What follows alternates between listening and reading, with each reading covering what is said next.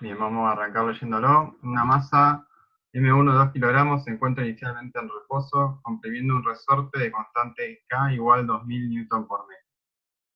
Cuando se suelta, pasa por la posición C con la velocidad mínima necesaria para describir la trayectoria circular de 1 metro de radio. Al llegar a D, choca con otro cuerpo de masa M2 igual 3 kilogramos, inicialmente en reposo, y continúan juntos por el plano DE hasta detenerse en E. La distancia AB es de 10 metros, el ángulo del plano inclinado es de 30 grados y el muy dinámico es igual a 0,2. Bien, y nos va a pedir hallar varias cosas que ahora las vamos a ir viendo en cada punto, ¿sí? Para no repetir. Bien, este es uno de los problemas típicos que suelen aparecer por ahí a veces en los generales, que básicamente engloban varios temas. En este caso, trabajo y energía, conservación de energía mecánica y choque. Así que este es un poco los problemas esos que les comentábamos nosotros de los cuerpos que hacen un poco de todo, ¿sí? Bien, lo primero que nos pide es la compresión del resorte, ¿sí? Vamos a analizar un poco esto. Tenemos un resorte acá en 1, o en A si quieren. La masa 1 va a pasar este tramo de rozamiento, que es lo que llama el tramo AB. Va a describir esta circunferencia, ¿sí? Va a chocar al cuerpo 2 y van a subir juntos el plano inclinado a una cierta altura. Bien, lo primero que nos pide entonces es la compresión del resorte acá. Y tenemos como dato, el problema nos dice que el cuerpo 1 pasa por la trayectoria esta, digamos, con la velocidad mínima en este punto, ¿sí? O sea que ese es el dato que nosotros vamos a tener que utilizar para empezar a calcular, porque si lo ven no nos da ninguna otra velocidad. Lo único que nos dice es eso. Bien, ahora la velocidad mínima para pasar esta trayectoria circular, tal cual, con la raíz cuadrada de r por g, nosotros vamos a poder calcular cuál es la velocidad mínima. En este caso, fíjense que el radio lo tenemos, la gravedad también. Por lo tanto, podemos decir que la velocidad mínima son 3,13 metros por segundo. Ahora bien, nosotros fíjense que vamos a tener entonces, si tenemos la velocidad mínima, podemos decir que tenemos la energía mecánica que hay acá en C, ¿no? Y se dan cuenta que entre B y C no hay ningún tramo en el cual esto pierda energía. Por lo tanto, entre D y C podemos decir que la energía mecánica se conserva. Igualando ahí la energía mecánica, fíjense, como dijeron ustedes, en B tenemos cinética y en C tenemos potencial y cinética. Fíjense que los datos los tenemos, la masa del cuerpo es la misma. Fíjense una cosa, acá cuando yo pongo la energía potencial en C, estoy poniendo la masa por la gravedad por la altura, y en altura fíjense que pongo 2 radios, ¿sí? Que sería la altura en este caso en C. Y en la velocidad C, recuerden que va a la velocidad mínima, que lo calculamos recién. Teniendo esas consideraciones, podemos decir entonces que la velocidad en B son 7 metros por segundo. Sí, acá, abajo, antes de que empiece a hacer la trayectoria circular. Pero en realidad el punto nos está pidiendo la compresión del resorte. O sea que nosotros ahora tendríamos que, de alguna manera, relacionar esta velocidad que tenemos acá con la compresión del resorte que tiene inicialmente, ¿sí? Pero acá hay una particularidad que tenemos una fuerza no conservativa, ¿sí? El rozamiento en el tramo AB. Entre A y B tenemos la fuerza elástica, que es justamente lo que queremos nosotros despejar la compresión, y el roce, como dijo Franco. Y eso va a ser igual a la variación de energía cinética entre el punto A y el punto B. Fíjense, la fuerza elástica es un medio de K por el delta X, el trabajo de la fuerza de rozamiento es la fuerza de rozamiento, o sea, mu por n, por la distancia en este caso que es dato. Y fíjense otra cosa, el problema nos dice que parte del reposo, por lo tanto la velocidad es 0. La velocidad en B la tenemos, y el resto de los datos también. El mu, la normal la hacemos m por g en el caso de la masa 1. La distancia era acá, por lo tanto de esto podemos despejar la compresión del resorte, ¿sí? Que nos da 0,297 metros. Bien, el punto B nos va a pedir la altura h alcanzada. Como decía el problema, este cuerpo después de pasar por la trayectoria circular, ¿sí? Va a chocar el cuerpo 2 y van a subir los dos juntos, ¿sí? Siempre cuando hay un choque, acuérdense que vamos a partir de lo mismo, ¿sí? Conservación de la cantidad de movimiento. En este caso, antes del choque, vamos a tener una masa 1 por la velocidad 1 y una masa 2 por la velocidad 2. Y como bien dijo Eduardo, al ser un choque perfectamente plástico, después del choque vamos a tener una masa única, o sea que es la suma de las dos, por una velocidad, en este caso yo le llamé D, que es la velocidad en la cual, después del choque, en la cual van los dos cuerpos juntos. Fíjense que el cuerpo 2 está en reposo, por lo tanto su velocidad inicial es 0. Tenemos la masa 1, su velocidad, que, fíjense esto, nosotros habíamos sacado la velocidad en B. Ahora este cuerpo va a hacer la trayectoria, ¿sí? Y va a volver acá. Como no tenemos pérdida de energía mecánica en estos puntos, entonces la velocidad acá va a ser la misma. Fíjense entonces que podemos sacar la velocidad después del choque, que es velocidad D, y nos da 2,8 metros por segundo.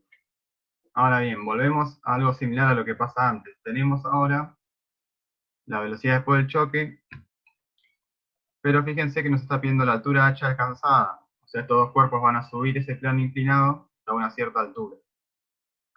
¿Y qué va a pasar? De vuelta acá tenemos una fuerza no conservativa. Fíjense que el plano inclinado tiene rozamiento. Vamos de vuelta con lo mismo. Sumatoria de trabajos es igual a la variación de energía cinética. En este caso, vamos a tener las fuerzas que hacen trabajo, va a ser el trabajo del peso, ¿sí? De estos dos cuerpos subiendo, y el trabajo de la fuerza de rozamiento del plano inclinado. Eso va a ser igual a la variación de energía cinética entre los puntos E y D. Ahora, fíjense una cuestión. Ahora explicamos eso que apareció tan largo ahí.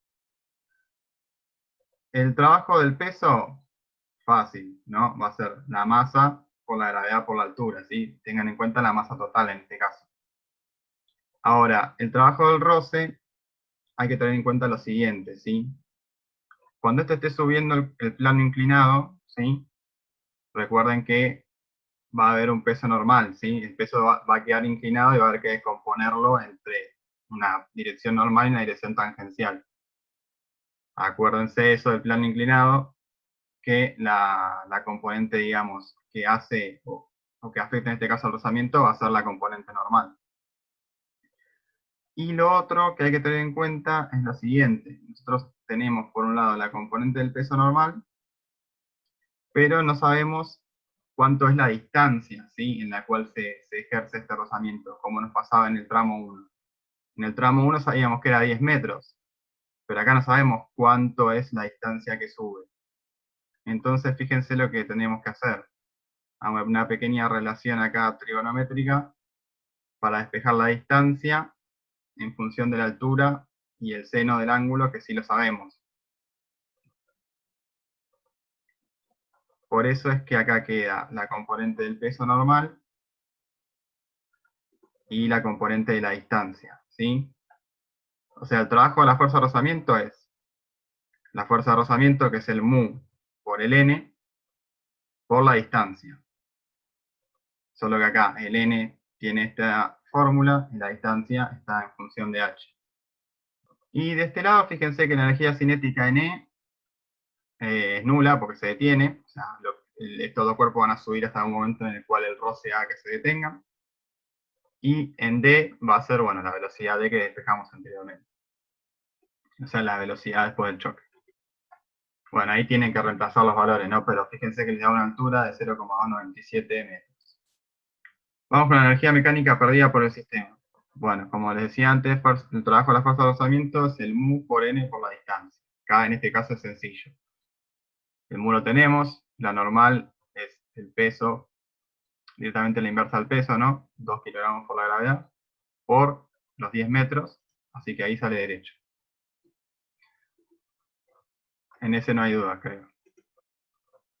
En el choque, la energía mecánica perdida, siempre recuerden, es la variación de energía cinética, o sea, la energía cinética antes del choque, menos la energía cinética después del choque. En este caso, fíjense que antes del choque va a ser, la energía cinética es un medio de la masa por la velocidad del cuerpo 1 únicamente, al cuadrado. Y después del choque va a ser un medio de la masa total por la velocidad después del choque, que es la misma para los dos. Por último, segundo rozamiento, igual que el primero, con la diferencia que les explicaba en el punto anterior, ¿sí? Para calcular la n, estamos en el plano inclinado, por eso aparece la masa total por la gravedad por el coseno.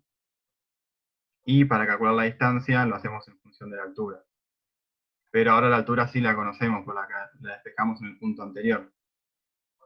Entonces tenemos todos los datos, el mu por la masa, por la gravedad, por el coseno, por la altura dividido el seno, nos da el trabajo de la segunda fuerza de rozamiento.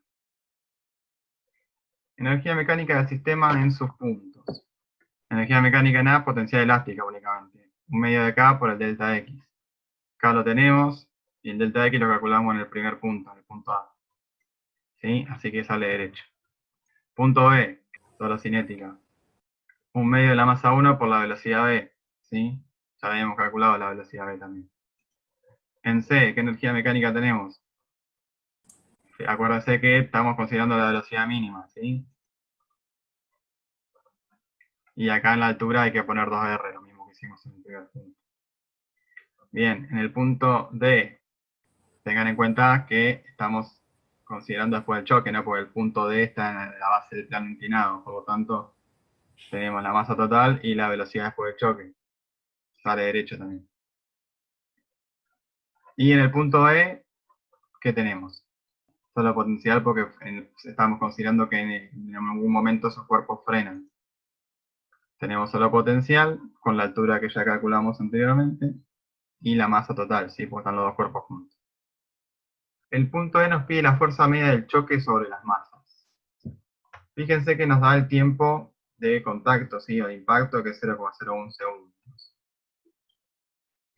En el caso del cuerpo 1, como dijo Javier, si mal no recuerdo, va a ser la variación de la cantidad de movimiento del cuerpo 1 sobre este tiempo de impacto o de contacto. Fíjense lo siguiente, en el cuerpo 1 tenemos la velocidad final, por así decirlo, la velocidad después del choque, y la velocidad inicial es la velocidad en V, la que traía antes de chocar, ¿sí? Fíjense que la velocidad final es menor que la inicial, por lo tanto, la fuerza media no va a dar negativa, ¿sí? Porque esto no da negativo. En el caso del cuerpo 2, fíjense, la fórmula es la misma, la variación de la cantidad de movimiento del cuerpo 2 sobre el tiempo, pero en este caso el cuerpo 2 estaba inicialmente en reposo. Por lo tanto, después del choque, tiene una velocidad de 2,8, por lo tanto, la fuerza media sobre el cuerpo 2 va a ser positiva, porque este paréntesis da positivo. ¿Sí? El coeficiente de restitución. Bien, esta en realidad puede salir prácticamente sola, pero bueno, yo puse la fórmula para que ya les quede por ahí cuando tengan que aplicarla en otro problema. Va a ser la división entre las velocidades después del choque sobre las velocidades antes del choque. En este caso, como es un choque perfectamente plástico, la velocidad después del choque es la misma, entonces obviamente esto da 0, por lo tanto ya esta división da 0, y como dijeron ustedes, conceptualmente da 0. Pero bueno, más que todo para que sepan la fórmula y cómo aplicarla cuando tengan que aplicarla. Fíjense que acá la velocidad 2, como dijimos anteriormente, el cuerpo está en reposo, por lo tanto es 0. El G nos dice el radio máximo posible si M1 pasa por B con una velocidad de 4,85 metros por segundo y por C con la velocidad mínima necesaria para describir la órbita circular. Bien, por un momento olvídense de este radio, o sea, del radio que nos da el problema de 1 metro. Lo que nos está diciendo acá es lo siguiente. Imagínense que esto puede tener un radio más grande o más chico, pero básicamente lo que nos dice es que ahora M1 va a pasar por B con una velocidad de 4,85. Nos está pidiendo cuál sería el radio que puede tener esta circunferencia, de modo tal que la masa al pasar por C siga pasando con la velocidad mínima necesaria para describir la órbita circular, pero con una velocidad diferente en B. ¿Sí? O sea, puede ser un radio más grande o más chico. Eso lo vamos a ver ahora que lo calculemos. Partimos igual que en el punto A, con la diferencia de que ahora la velocidad en B va a ser distinta, ¿sí? Nos da el problema, el punto en este caso G. Y fíjense lo siguiente, ¿sí? La masa, bueno, obviamente se cancela porque es la misma. En H vamos a reemplazar 2R, porque es la altura en el punto C. Y en velocidad mínima vamos a poner lo que dijeron ustedes, raíz de R por G. Pero fíjense que raíz de r por g elevado al cuadrado, se va a la raíz con el cuadrado, ¿no? Entonces nos va a quedar directamente rg. Acá fíjense, la masa se fue, queda un medio de b, la velocidad en b al cuadrado. Acá queda g por 2r, más un medio de r por g. O sea, está todo en función de r, del radio, que es lo que queremos calcular. Por lo tanto, lo podemos despejar directamente. ¿Sí? Bien, este es el último punto. También este sale directo, pero bueno, no hay pérdida de energía mecánica, porque justamente estamos considerando que la restitución es completa, sería un 100% si se quiere. O sea que ahí no tenemos pérdida de energía mecánica. ¿Sí? Sería un caso ideal.